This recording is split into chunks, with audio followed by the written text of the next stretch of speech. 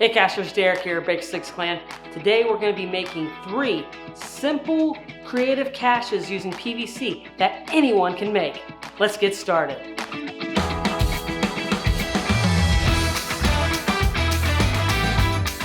Before we get to making these caches can also be considered as a gadget cache or a creative cache. Now, the reason why they may be considered as a gadget cache is if you go by West Virginia TILM's definition, which is you have to do something to gain access to the log.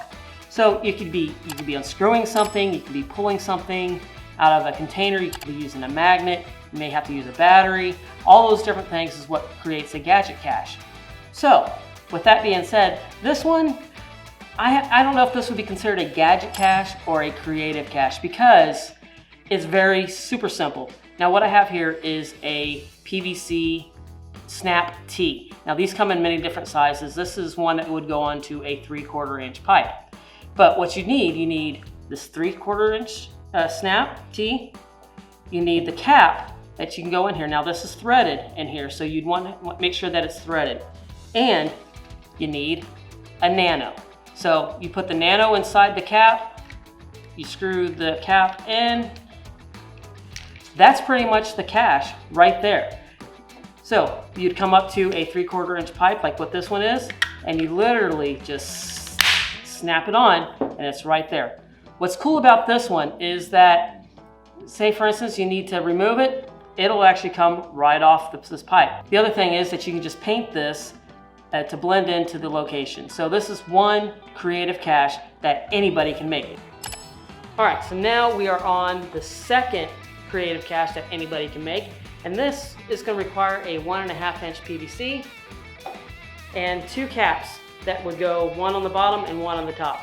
Now there's a little bit of modification that we have to do to the one on the top because we're going to add a magnet to the top and actually to the container so that you can use the top as the top to get it out. I took this magnet and actually kind of broke off the tip of it because for it to fit into the cap, I needed to get it just a little bit smaller to get it to fit in there. And once I get it in there, it fits in there just like that. Now you want to glue that in place, but for today's demonstration, we're not going to do that.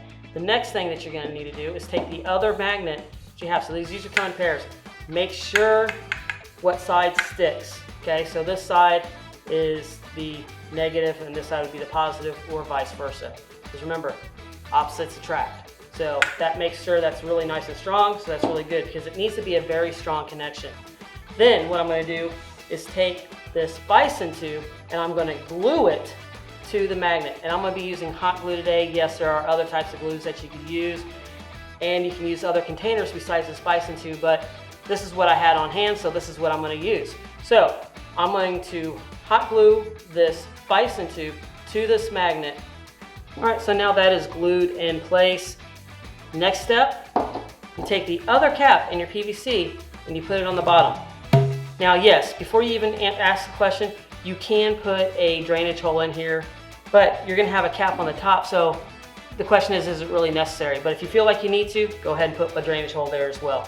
All right, so then once you got that cap on, you take your bison tube with the magnet on and you just put it down into the pipe. Now depending on the strength of your magnet will determine if you can have your pipe vertically or horizontally.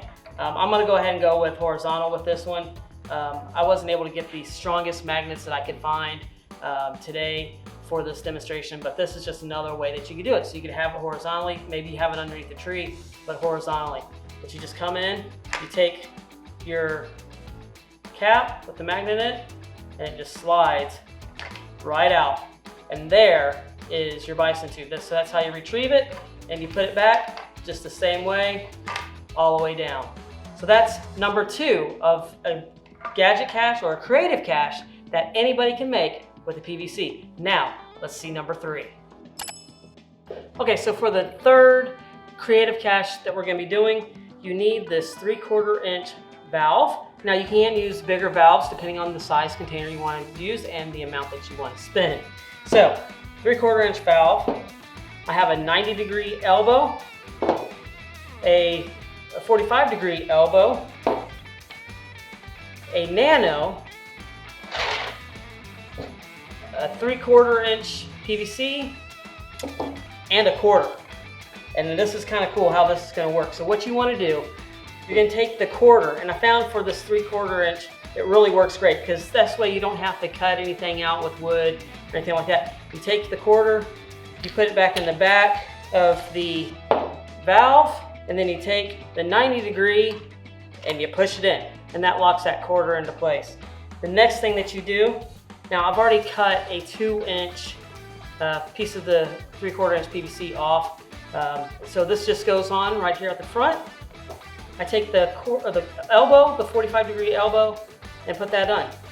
That looks an awful lot like a spigot, doesn't it?